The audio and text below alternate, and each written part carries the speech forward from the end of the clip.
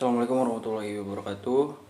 Selamat pagi, salam sejahtera bagi kita semua. Shalom, Om Swastiastu, Namo Buddhaya, salam kebajikan.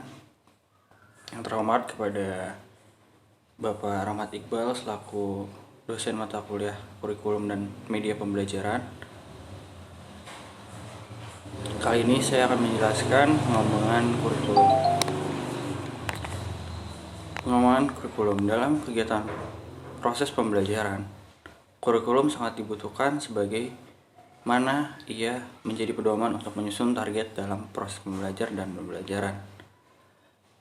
Karena dengan adanya kurikulum, maka akan memudahkan setiap pengajar dalam proses belajar mengajar. Maka dengan itu, perlu untuk diketahui apa arti dari kurikulum itu. Yang dimaksud dari kurikulum itu adalah suatu usaha untuk menyampaikan asas-asas dan ciri-ciri yang penting dari suatu rencana dalam bentuk yang sedemikian rupa dapat dilaksanakan guru di sekolah.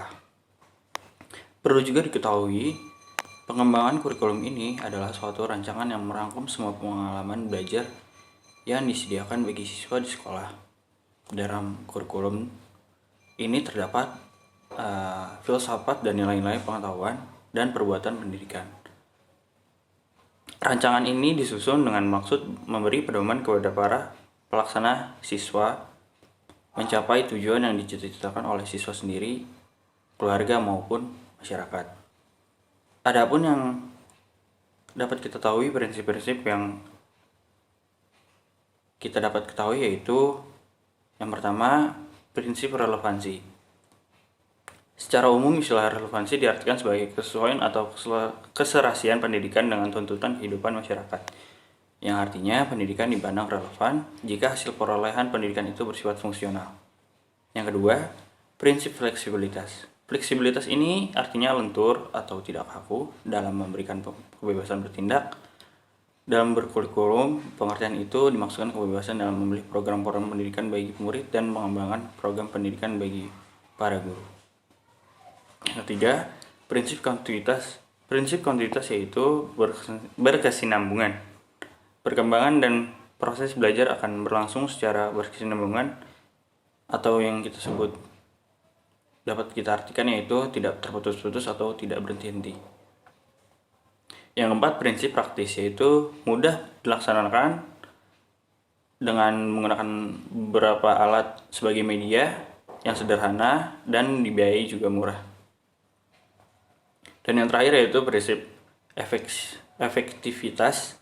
Dalam sajian bidang pendidikan, prinsip efektivitas ini dikaitkan dengan efektivitas guru sebagai pengajar dan para murid yaitu belajar. Baik yang berikutnya dalam mengembangkan suatu kurikulum, banyak pihak yang turut berpartisipasi yaitu administrator pendidikan, ahli kurikulum, ahli bidang ilmu pengetahuan, guru-guru dan orang tua, murid serta tokoh-tokoh masyarakat.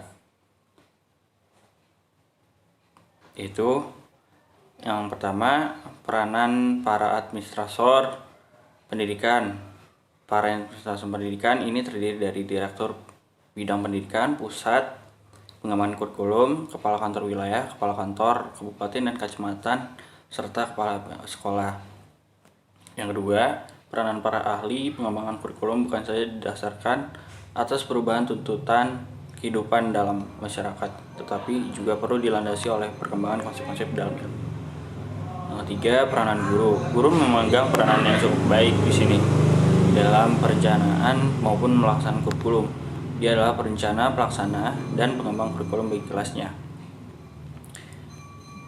Yang keempat, sekaligus yang terakhir yaitu peranan orang tua murid. Orang tua juga mempunyai peranan yang penting dalam pengembangan kurikulum, yaitu bisa dapat kita dengar dari beberapa keluhan atau suara atau saran dari orang tua yang di sini sebagai perannya itu sangat penting, yaitu dalam penyusunan kurikulum dan pelaksanaan kurikulum.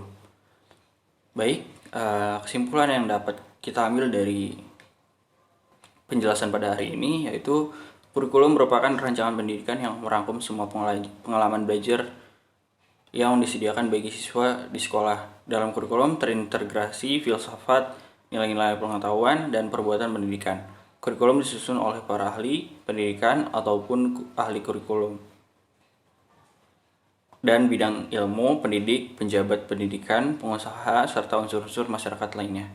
Demikian yang dapat saya bisa sampaikan pada hari ini. Wabillahi taufiq wal hidayah. Wassalamualaikum warahmatullahi wabarakatuh.